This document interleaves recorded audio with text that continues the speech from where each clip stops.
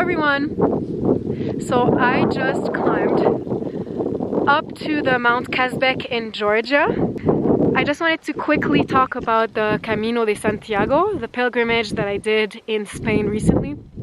We finished maybe like 2 weeks ago, and I've been hearing about it for many years through my partner Gabriel, especially. You know, I heard about it before, but it didn't really like catch my attention. So Gabriel actually did this pilgrimage in 2012 and then again 2014 with his little sister. So to him it is a super symbolic experience, and just to show you how symbolic and powerful it is, he got the symbol hand poked in Guatemala. Maybe you remember when I did my lotus tattoo, that's when he did his... The symbol of the way. Through his stories and what he was telling me about how he felt on the way and after the way, I felt like it would be a very good, like, kind of challenge and spiritual experience, a time to kind of be at peace and alone with my thoughts, but also a physical and mental challenge. So just to give you a background story, when I was a kid, you know, elementary school, I was always picked last in gym, unless I was picked by like one of my best friends because they didn't want to, you know, make me feel sad. So yeah, actually I wouldn't even be picked, like the team would be stuck with me, you know. And to be honest, like I would be laughed at during gym class a lot, and I would kind of very often go to the bathroom and cry by myself. The gym teacher would never defend me. Like sometimes he would do it just kind of by, you know, by principle, but I don't think he really cared about it. So just to say, I always felt like in the physical, you know, like athletic world, like I didn't really have a place in it.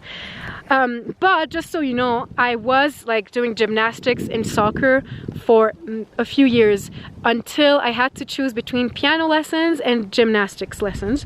I chose piano. So I don't know, I feel like I've always had this label that I actually impose on myself, that I'm not an athletic person. I always say to people like, I'm just not athletic, you know. And then I realized, you know, with time, that I'm not athletic because I tell myself that I'm not athletic, and I can't change that. Maybe you remember that I fell in love with hot yoga last year, but you know, in my travels, of course, I can't really do that. That's when actually we decided to go on the Camino de Santiago, and I decided that this would be like kind of a step, a new era into my life where I would never think of myself as someone who is not capable of doing like challenging, physically and mentally challenging things. So we decided to go there and we did the Camino. I am going to say that in certain moments I honestly was wondering what the hell I was doing there. At sometimes it was very hard. It was quite hard, I would say, because of the backpack. So the weight on the shoulders, you know, going up hills, down hills, it was so hard on the knees. My shoulders were killing me. I did become stronger, you know, the more we went. I felt like near the end, I really did feel like, I don't know, I wouldn't say a new person, but definitely stronger, more capable. However, at the end, I would say a challenge that I did not expect is all of the tourist pilgrims, so the people who come just for the 5 final days, they don't carry backpack at all. They just bring a huge luggage, huge suitcase, and they get it delivered every day to the next hotel. And I just, you know, like you can't even hear yourself think. You're just constantly always surrounded by lots of people.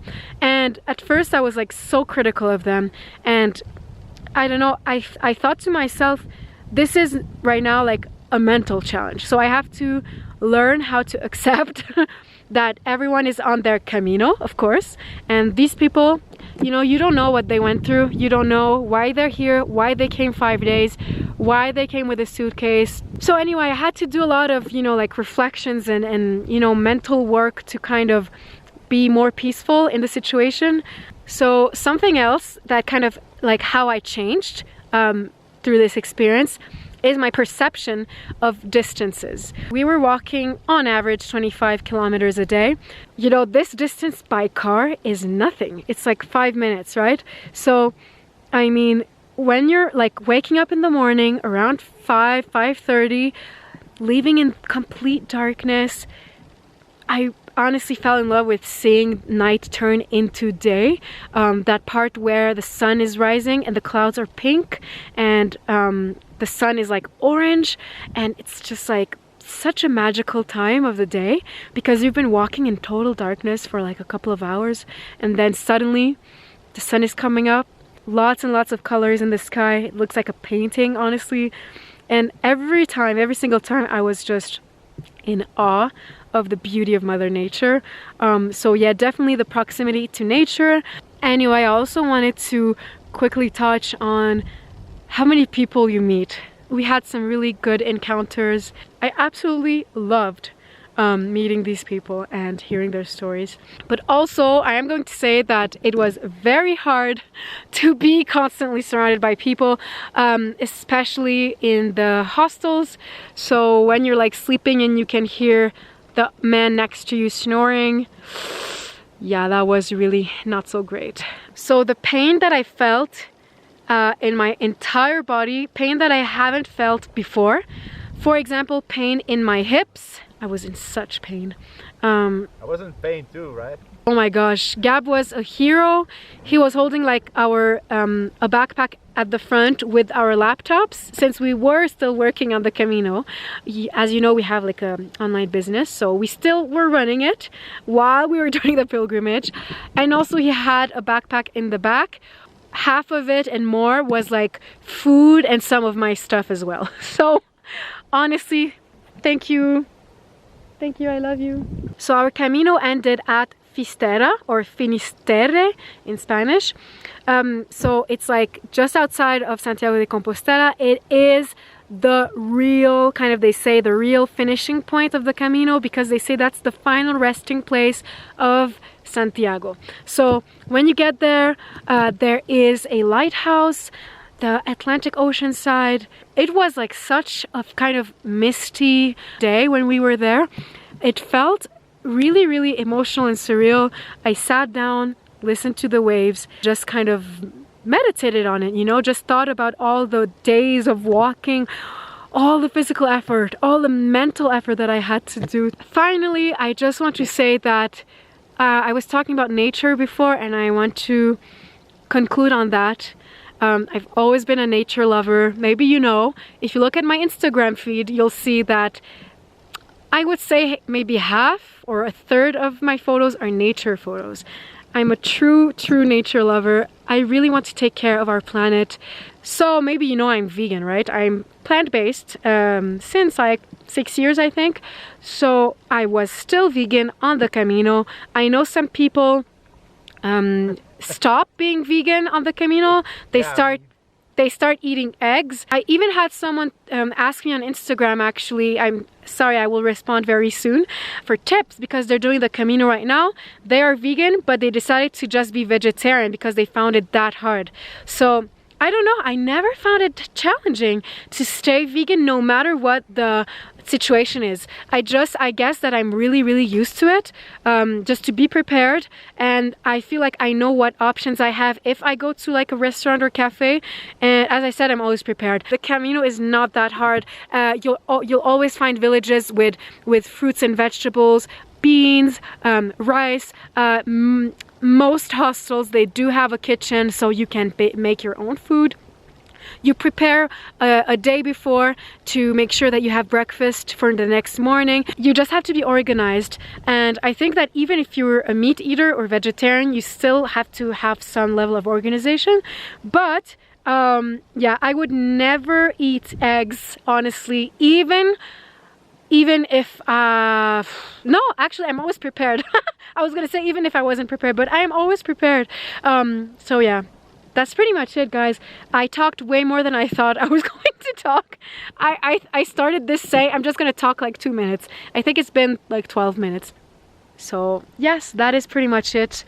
Thank you so much for listening, and I'm sorry, I know I haven't been posting at all. I've been trying to post our Camino episodes on Gab and Maya channel, And on top of that, I've been trying to work on our online business. I'm translating some text.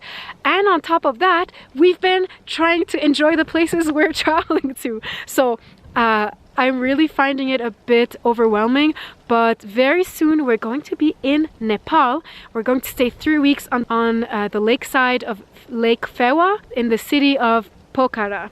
So yeah, I'm really looking forward to that because I know that I'll have plenty of time to edit some videos, film some more videos, do some work, and definitely enjoy the Himalayan mountains and Lake Phewa and the Nepalese people, of course. Please subscribe and join the Holistic Maya family. Thumbs up this video if you enjoyed. Hit the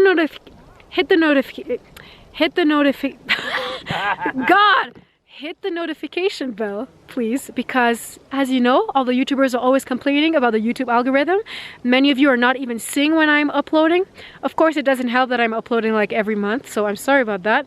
But yeah, please hit the bell to get notified, and leave a comment down below. Let me know if you've also done some challenging experiences in your life, like mental, physical challenges, spiritual experiences that you've had or that you would like to have. And yeah, I will catch you in the next video. Bye. There's a dog.